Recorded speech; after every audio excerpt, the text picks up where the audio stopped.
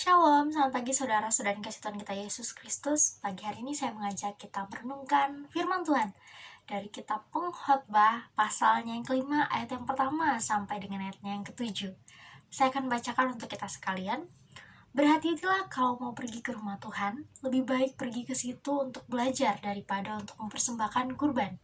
Seperti yang dilakukan oleh orang-orang bodoh, mereka itu tidak dapat membedakan mana yang benar dan mana yang salah. Berpikirlah sebelum berbicara, dan jangan terlalu cepat berjanji kepada Allah. Dia ada di surga dan engkau ada di bumi. Jadi berhematlah dengan kata-katamu. Makin bercemas, makin besar kemungkinan mendapat mimpi buruk. Makin banyak bicara, makin besar kemungkinan mengeluarkan kata-kata bodoh. Jadi kalau engkau berjanji kepada Allah, tepatilah secepat mungkin. Dia tidak suka kepada orang yang berlaku bodoh, sebab itu tepatilah janjimu. Lanjut, lebih baik tidak membuat janji daripada berjanji tetapi tidak menepatinya.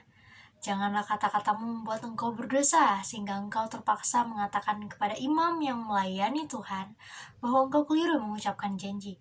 Untuk apa membuat Allah marah kepadamu sehingga dihancurkannya hasil pekerjaanmu?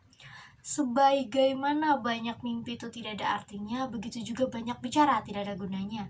Tetapi takutlah akan Tuhan. Oke, bagian ini sangat penting. Saya mengangkat satu tema yang menurut saya tepat untuk bagian ini, yaitu hidup dengan penuh hikmat melalui perkataan yang benar. Hidup dengan penuh hikmat melalui perkataan yang benar.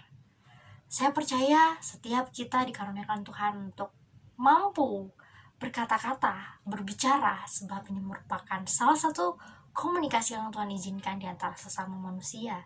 Tetapi walaupun tidak semua orang mampu berkomunikasi, beberapa saudara-saudari kita saya rasa spesial ketika mereka tidak mampu berbicara. Nah, melalui tema saya ingin mengangkat beberapa hal penting, 3 poin penting bagaimana menjadi orang yang berhikmat melalui perkataan yang benar. Yang pertama yaitu perkataannya harus dipikirkan terlebih dahulu sebelum diucapkannya. Ayat 1 sampai ayat 2. Belajar berpikir dahulu. Itu hal yang penting sebelum kita mengeluarkan perkataan apapun. Raja Salomo belajar dari pengalamannya. Dulu ketika dia menjadi hakim atas 2 orang ibu yang memperebutkan satu anak yang masih hidup dan saling menuduh, itu anak kamu yang mati dan ini anak saya yang hidup. Salomo tidak langsung gegabah mengambil keputusan atau berkata. Dia berpikir terlebih dahulu. Ini sangat penting. Kemudian poin yang kedua, selain berpikir terlebih dahulu dalam setiap perkataan yang kita nyatakan, kita harus mengurangi perkataan yang berlebihan atau perkataan yang kosong dan tidak penting. Ini di ayat yang ketiga.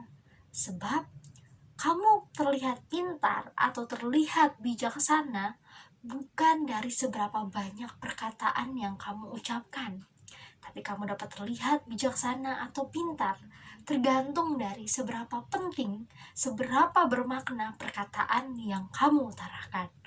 Oleh karena itu, jikalau itu kata-kata yang sembrono, tidak memiliki makna dan terkesan sia-sia, sebaiknya dihindari untuk dikatakan.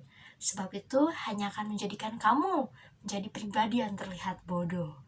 Dan yang ketiga, hal yang sangat penting ketika kita mau menjadi orang yang berhikmat dengan perkataan yang benar adalah jangan ingkar janji. Jangan ingkar janji berkaitan erat dengan jangan sembarang membuat janji.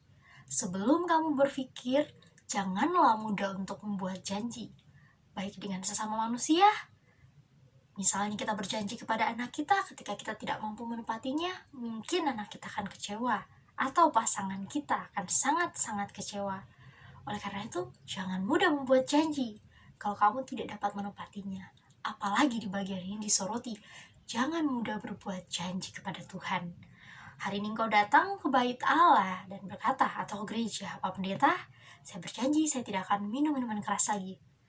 Esok, engkau minum dan ditemui pendetamu. Engkau berkata, maaf Pak Pendeta, saya lupa waktu itu saya sudah berjanji.